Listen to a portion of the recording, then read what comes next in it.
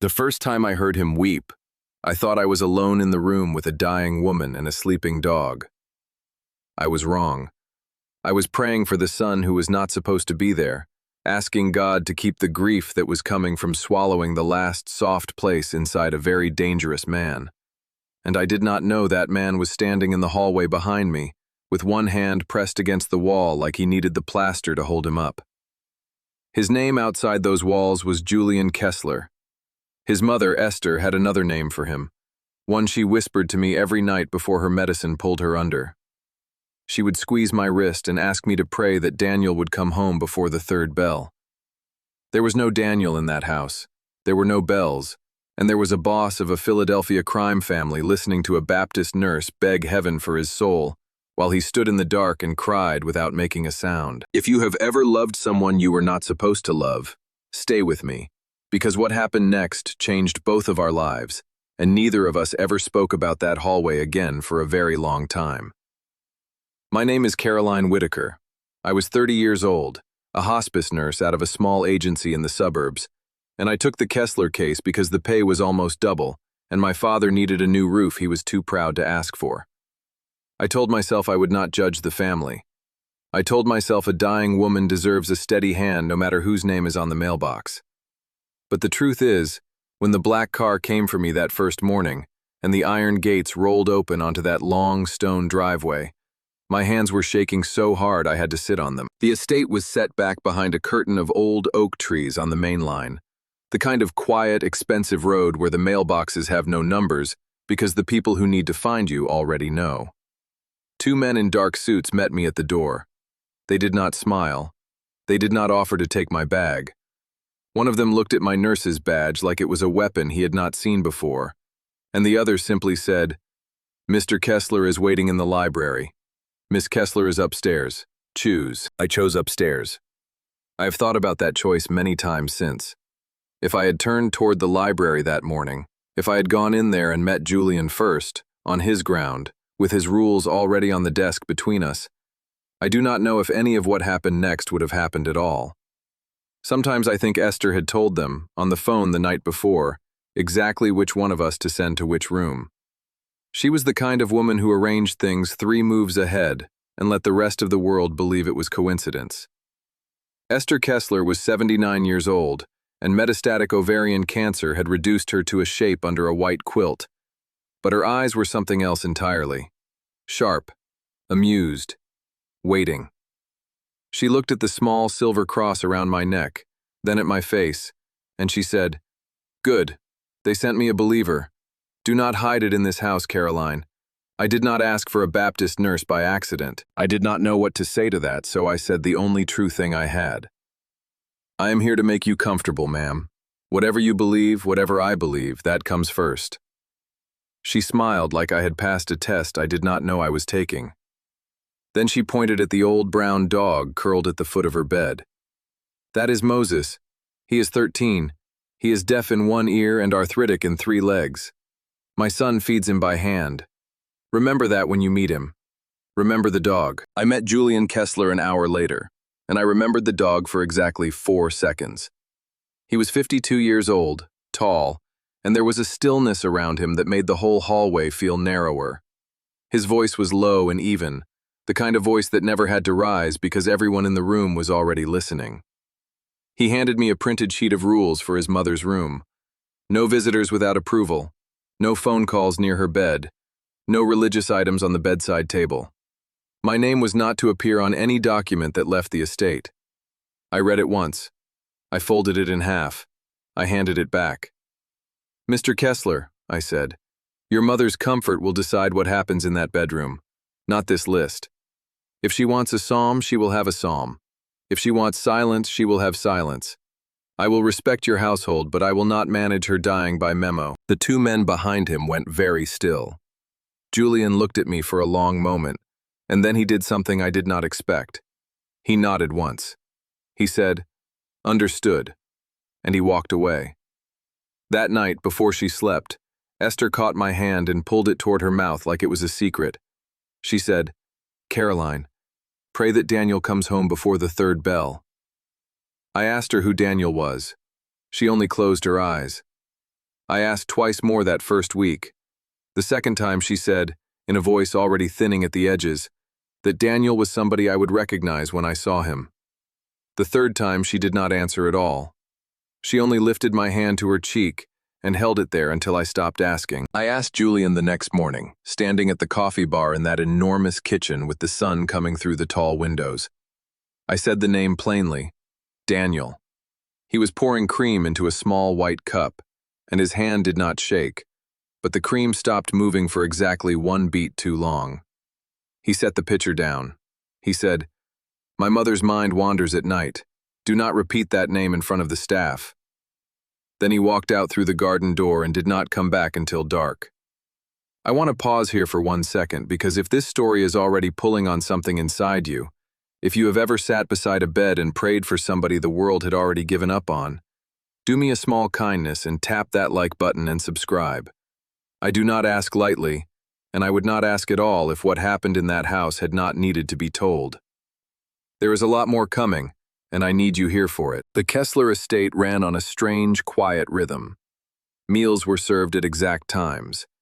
Meetings happened behind a heavy oak door in the west wing where I was not permitted. Men came and went, always in pairs, always polite to me in a way that felt rehearsed. And yet, in the middle of that machine, I kept seeing small things I could not fit into the picture the newspapers had painted. I saw Julian sit on the floor of his mother's room, in a suit that cost more than my car, and hand-feed Moses tiny, torn pieces of boiled chicken because the dog's teeth were failing.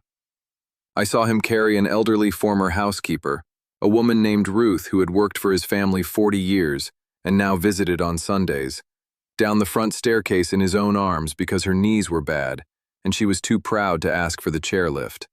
I saw him stop a young guard mid-sentence quietly, in the hall outside my patient's door, when the young man made a small joke about my church music. Julian did not raise his voice. He simply said, "In this house, her faith is not a punchline. Say it again and you will not work here." The young man did not say it again. On my third night, a package arrived at the front gate with no return address. Inside was a single object wrapped in brown paper, an old brass handbell, tarnished, the kind a schoolteacher might have used 100 years ago. There was no note. Julian turned it over in his hands 3 times and set it on the mantel without a word. Later that evening, from Esther's window, I saw an elderly man standing across the road under a street lamp. He wore a long, dark coat and a soft hat. He was looking very calmly straight at the house. When Julian's men went out to the gate, the old man was already gone. Julian ordered an investigation that night. 2 extra guards on the grounds, cameras checked, names run. He stood at the mantel with his hand on that little bell, and I watched him press his thumb into the clapper like he was trying to keep it silent. The next week was the week I stopped being afraid of him. I do not say that lightly. I had grown up on newspaper stories about the Kesler name. I had grown up on rumors passed around church potlucks the way other families passed around casseroles. I knew what he was supposed to be. And in 1 week, without a single grand gesture, that whole picture began to come apart in my hands like wet paper. It happened in small ways. My father, 67 and stubborn, had mentioned to me once in the kitchen that the front steps at our house were rotting and the handrail was loose. I said it to no one at the estate. I did not even think of it again. 4 days later, my mother called me, breathless, to tell me a crew of quiet men had arrived at the house with lumber and a work order that had already been paid in cash. New steps, new rail, a ramp for the side door. No name on the paperwork. My mother had asked the foreman who sent them, and he had only said, "A friend of the family." He asked us to be respectful and quick. The bakery my mother loved, a little Polish place on Fairmount Avenue, began delivering bread to her porch every Saturday. Prepaid, 6 months in advance. She cried on the phone when she told me. At the estate, Moses appeared one morning on a new orthopedic bed the color of oatmeal, tucked against the sunny wall of Esther's room. I had mentioned, exactly once, that his old bed was too thin for his hips. No one had answered, and yet there it was. I stopped driving myself home after midnight because a car began waiting for me at the end of my shift. Always the same driver, a man named Peter who had grown up in South Philly and asked politely about my parents and never once turned the radio to anything I would not have chosen. I asked Julian about the car. He said, "You mentioned once that you did not like driving alone after 12. I listened. That is all." That was the sentence that undid me. I listened. That is all. I had not told him. I had told his mother, in a soft voice, on a bad night, while she was drifting. He had been in the doorway. He had heard. He had done something about it, and then he had not told me until I asked. Nothing about that man was for show. I began to notice that I was looking for him in rooms. That is a small confession, and I am putting it here because it matters. I was not looking for a mafia boss. I was looking for the person who fed a deaf dog by hand. Those are not the same man on paper. In that house, they were the same man in the flesh, and I did not know what to do with that. A second package arrived on a Tuesday. This one was flat, wrapped again in brown paper. Inside was a small framed photograph, clearly decades old, its edges yellowed. A woman I recognized as a much younger Esther sat on a stone bench in a garden, and beside her was a boy of about 7, dark-haired, smiling. To the right of the boy, someone had carefully cut the photograph and removed a section, leaving a rough, empty rectangle where another figure had once been. There was no note. Leon Varick arrived within the hour. He was 71, silver-haired, with the calm, paternal presence of a man who had been trusted in that house longer than I had been alive. He was Julian's senior advisor. Everyone called him Uncle Leon. He stood in the parlor with the photograph in his gloved hands, and he said in a voice full of measured worry, "Julian, this is Salvatore Rena's work. This is the second signal. They are telling us they remember your childhood. They are telling us they can reach it again." He looked at Julian the way a father looks at a son who is about to make a bad decision. "I have been afraid of this for a long time." Julian said nothing. He took the photograph upstairs to his mother and set it on her lap. Esther looked at it for a long time. She touched the empty rectangle with one finger. Then she looked past Julian at me, and she said very softly, "My son," before he learned to answer to another name. Julian went pale. Leon, standing in the doorway, went paler. Esther closed her eyes and would not say another word about the photograph for the rest of her life. I did not sleep that night. I sat in the little chair by her bed and I turned the words over. Before he learned to answer to another name. I told myself it was the medication. I told myself dying people say things that only make sense inside their own minds.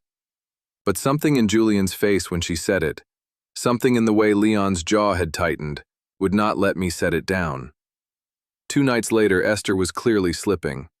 Her breathing had changed. Her hands had gone cool. She asked me in a whisper to pray. Not for her, for Daniel. Always for Daniel. She said, "Third bell, Caroline, third bell." And she squeezed my hand as hard as her body would let her, and then she slept. I thought Julian had gone into the city that night. His car had left the driveway at 8. I did not know it had turned around at the end of the road and come back a different way. I did not know he had walked in through the garden entrance in his stocking feet because the marble in the foyer echoed, and he did not want to wake her. I did not know he was standing 3 feet outside her open door when I finally broke. I had been holding it together for weeks. The nurse in me knows how to sit with dying. The believer in me knows how to sit with mystery. But that night, kneeling beside that bed with the little brass bell from the mantel that Esther had asked me to bring upstairs, and Moses breathing slowly under my hand, and this woman I had come to love shrinking hour by hour under the quilt, I put my forehead down on the edge of the mattress, and I cried. I did not pray for myself. I did not pray, "God forgive me," for anything I wanted. I prayed for the son, I said out loud, because Esther could no longer hear me and I thought no one else could either. "Lord, whatever he has done, whatever he has become, please do not let grief finish him. Please do not let him wake up tomorrow and decide the only answer is to become worse. He fed that dog by hand. He carried Ruth down those stairs. He fixed my father's steps and did not sign his name. There is something in him you made, and I do not think he has killed it yet. Please, keep him. Keep whatever is left of the boy his mother is still praying for. Do not let him disappear the day she does." I cried through the last of it. I did not hear the floor behind me. I did not hear anything at all. Julian told me, months later, that he stood in that hallway with one hand on the wall and did not move until my prayer was over. He said he did not breathe. He said he understood in that moment that his mother had been praying for a boy and this stranger in his house had been praying for the same person without knowing it, and that both of them were praying for someone he had told himself was already dead. He said he walked away because if I had turned and seen him crying, I would have thought he was performing it, and he could not bear that. I did not know any of this yet. I did not know that a man who runs a Philadelphia crime family had gone into his own kitchen that night, sat down on the floor with his back against the pantry door, and stayed there until the sky turned gray. I did not know that he had picked up his phone twice and set it back down without dialing. I did not know that he had prayed, for the first time in almost 30 years, in the language his mother had taught him as a boy, and that he had not been able to remember all of the words. Esther died at 4:17 in the morning. The room was quiet. Moses lifted his head once, as if he had heard something, and then set it back down on his paws. I closed her eyes. I folded her hands, and as I stood up to go find Julian, the small brass bell on her nightstand rang. Once. I froze.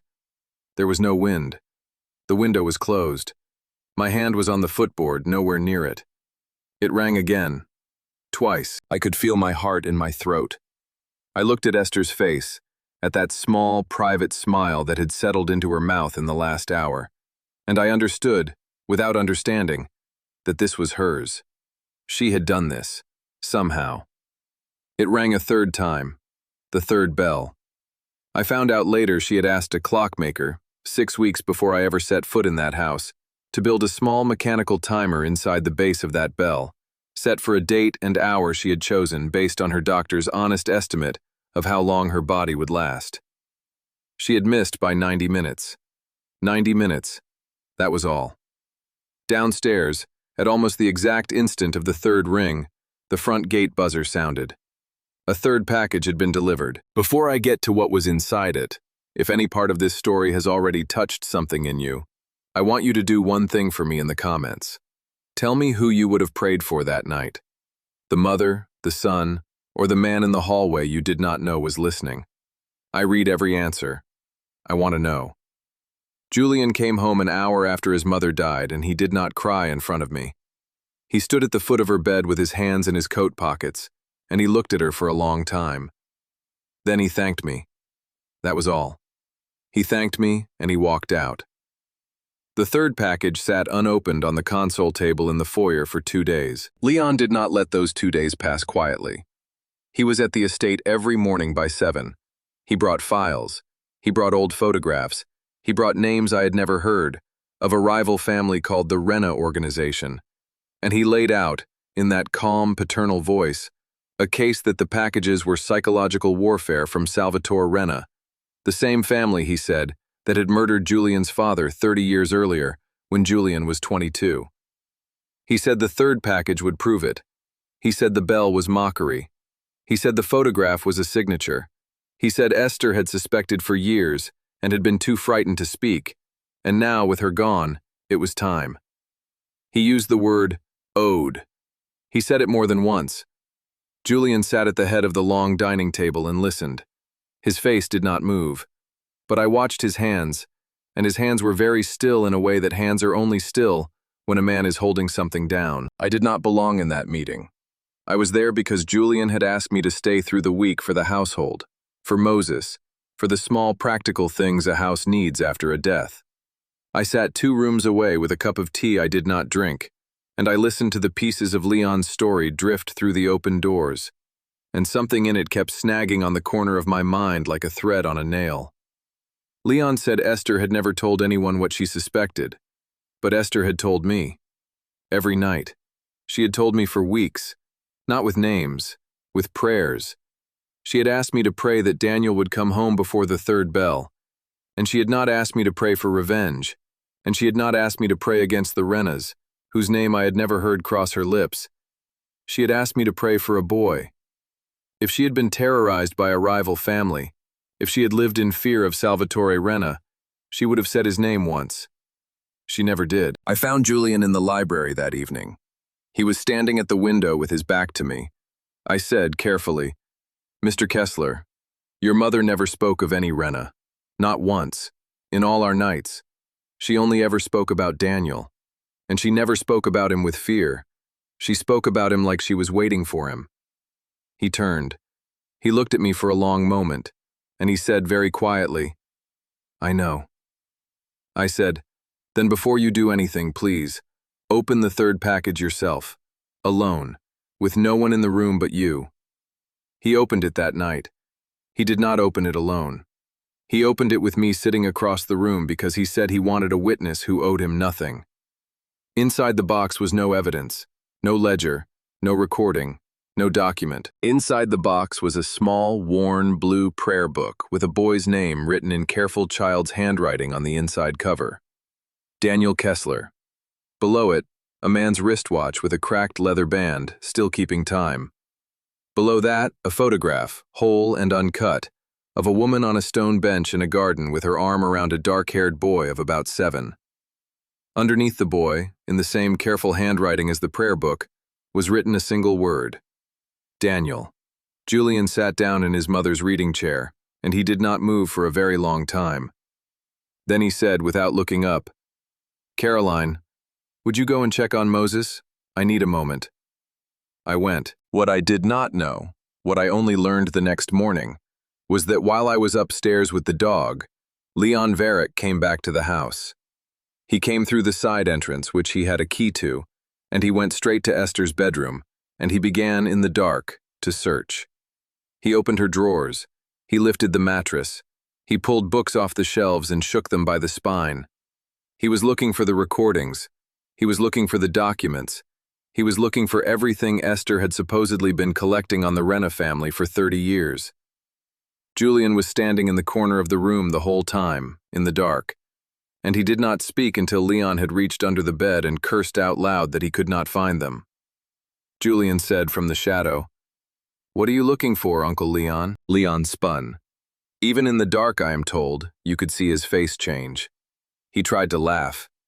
He said Julian had startled him. He said he had come to pay respects. And then, because he was old and tired and afraid, and because Esther had understood him better than any of us, he made his mistake.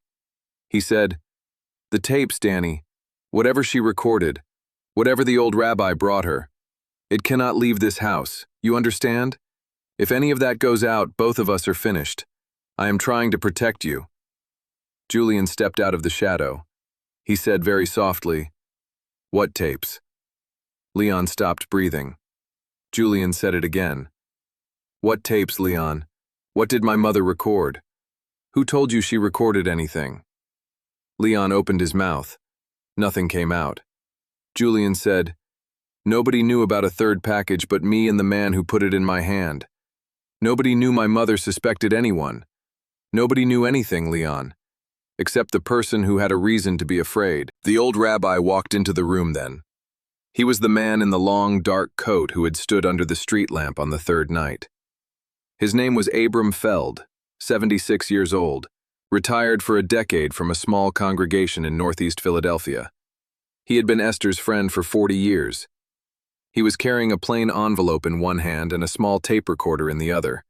And I have to be honest with you, the tape recorder was empty. There was nothing on it. Esther had known there did not need to be. The rabbi said in that gentle voice, "Julian, I promised your mother I would come tonight. She told me exactly which words to say and exactly when to say them." He turned to Leon. He said, "She did not have proof of what you did to Abraham Kesler 30 years ago. She only had a suspicion, and an old woman's patience, and a son she wanted back. She built the packages so that a guilty man would come looking for evidence that did not exist. And here you are." Then he turned back to Julian. He said, "Daniel, that is your name. Your mother did not lose her mind at the end. She used it.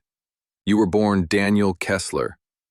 When your father was killed and you were 22, I hid you in my house for 6 days while men in this city were looking for the boy who would inherit his name. When you came out of my basement, You had decided to answer to Julian instead, because Daniel was the son of a murdered man, and Julian was the son of no one, and could not be hurt the same way. I let you go. That is my regret. And Leon, who came to your mother's funeral that year and put his arm around your shoulders and told you he would raise you like his own, is the man who ordered your father killed. He wanted your father's seat. He got a grieving boy instead, and he built you into a son he could steer. I was outside the door by then. I was not supposed to hear it. I heard all of it. My hand was flat against the wall, my forehead against the back of my own knuckles, and I was so still I could hear the old wood of the hallway ticking as the house cooled for the night. Julian did not move for a very long time. Then he looked at Leon, and Leon, for the first time in the 30 years I have since learned about, looked small. Julian said, "You told me the Renas killed my father. You told me for 30 years. You held my mother's hand at his grave. You gave me your ring when I turned 25. You taught me how to be Julian Kesler. You built the man in this room and you built him on top of a boy you murdered. And now you want me to go and kill Salvatore Rena's 3 grown sons because my mother died on a Tuesday. You want me to finish the life you designed for me." He walked to the small blue prayer book on the desk. He picked it up. He held it in one hand like it weighed nothing and everything at the same time. He said, "No, Leon. I am done being the answer to your problem." There was no gun. There was no shouting. There were no bodies on the floor of that room. Julian is not that kind of ending, and Esther, I have come to understand, had planned for the ending not to be that kind either. He walked past Leon to the door. He opened it. 2 of his own men were already standing in the hall, quietly, because the rabbi had made a phone call at exactly the moment they were supposed to be made. Leon Varick walked out of the Kesler house between them, alive, and by morning, everything he had built inside the organization was already coming apart. The information Esther and Abram had actually gathered, patient work over 18 months, work that did not need to be inside any package, went, that same week, to a federal prosecutor in the Eastern District who had been waiting a very long time for it. There was no war. There was no massacre. There was only a very old man in a very quiet office signing his own ending. Julian did not sleep for 3 days after that. He sat in the library and he read the little blue prayer book from front to back, and he read his mother's last letter, which had been folded inside it. And he did not tell me what she wrote. I did not ask. On the 4th day, he came and found me in the kitchen. He was carrying Moses in his arms because the dog's hips had finally given out on the stairs. He set Moses down on the rug by the window in a patch of sun. He looked at me and he said, "Caroline, I heard you." I said, "I know." He said, "Not just then, every day. I heard you every day. My mother was praying for Daniel. You were praying for Julian. She did not know she was praying for the same man you were praying for. I did." I did not answer. I did not know how. He said, "I love you. I want you to know that before you leave this house. It is not a bargain. It is not an offer. It is a fact. I love you because you sat with my mother the way she deserved to be sat with, and because you did not lie to me about the Renas, and because you told a dying woman that her faith and yours could share a room. I love you the way a man loves a person who reminded him that he used to be somebody. And I am telling you because if I do not, I will spend the rest of my life wondering whether staying quiet was the last thing Julian Kesler ever did." I told him the truth. I said, "I love you too. I'm not going to pretend I don't. It would be a lie in the same house where I told your mother I would not lie about anything that mattered." He waited. He knew there was more. I said, "But I cannot build a marriage on top of my faith. I would not ask you to stop being Jewish so that I could love you in the church I love. I will not stop being Baptist so I can love you in yours. If I did either, I would not be the person you say you love. I would be a smaller version of her, wearing her clothes. And a smaller version of me cannot make you the man your mother prayed for. Only the real one can." He nodded slowly. He said, "If I leave the life, if I finish it, does it change your answer?" I said, "No. I love you enough to tell you the truth. It is not the life. It is the shape of a home. That has to be built out of one faith, not two people quietly disappointing each other on Sunday mornings. He was quiet for a long time. Then he took his mother's ring out of his coat pocket, looked at it, and put it back. He did not put it on the table between us. He did not make me refuse it. He respected me too much for that. And that, I want you to hear, was the moment I knew he was already becoming Daniel again, whether I stayed or not.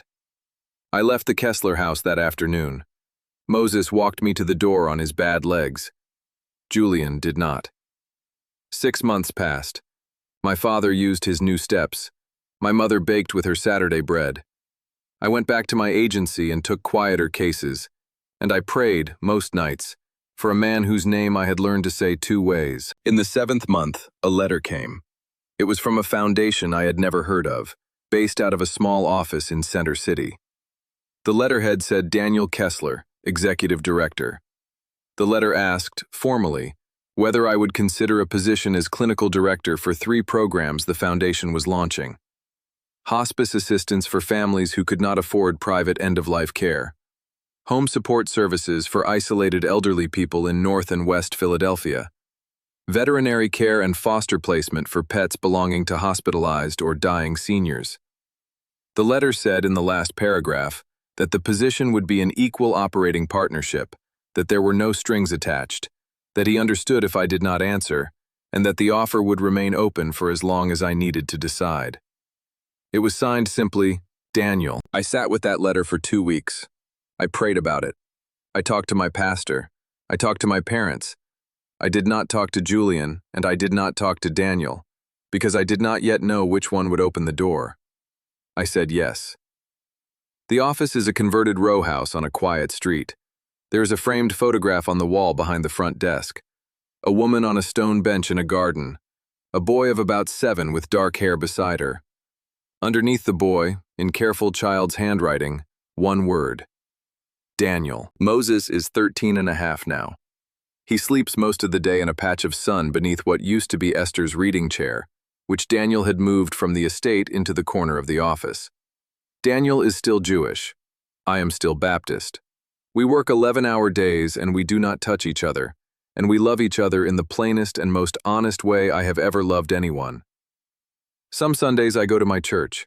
Some Fridays I sit at the back of his synagogue in a plain scarf, because Esther once told me she wanted me to see it at least once. We are not a romance. We are something else. We are the answer to 2 prayers that got mixed up in a hallway one August night, and neither one of us is willing to unmix them for something smaller. The little brass bell sits on my desk. It does not ring anymore. The mechanism inside gave out on the morning it rang 3 times, and neither of us has ever had it repaired. Daniel says it did what it was built to do. I believe him. If you made it all the way to the end of this story, and something in it reminded you of somebody you have loved without being able to keep, would you do me one small last thing? Tap that like, hit that subscribe, and leave 1 word in the comments. Just 1. The name of the person you would still pray for tonight, even if you knew they could not hear you. Somebody read Esther's prayer over Julian's shoulder for years, and she never knew. Yours might be being heard too. Esther was right about her son. He came home. Not to me, not the way the world writes these endings. He came home to himself, which is the only homecoming that ever really counts. And the boy in the photograph, the one with the careful handwriting under his shoes, finally has his name back. Daniel Kesler came home before the 3rd bell. His mother just had to ring it herself to make sure he heard it. And I, Caroline Whitaker, hospice nurse, 31 now, single, tired, joyful, was the one God put in the hallway to pray him the rest of the way there. That is the whole story. That is all of it. And if any part of it stays with you tonight, it was not me. It was her. It was always her. She just needed somebody else's voice to finish the prayer.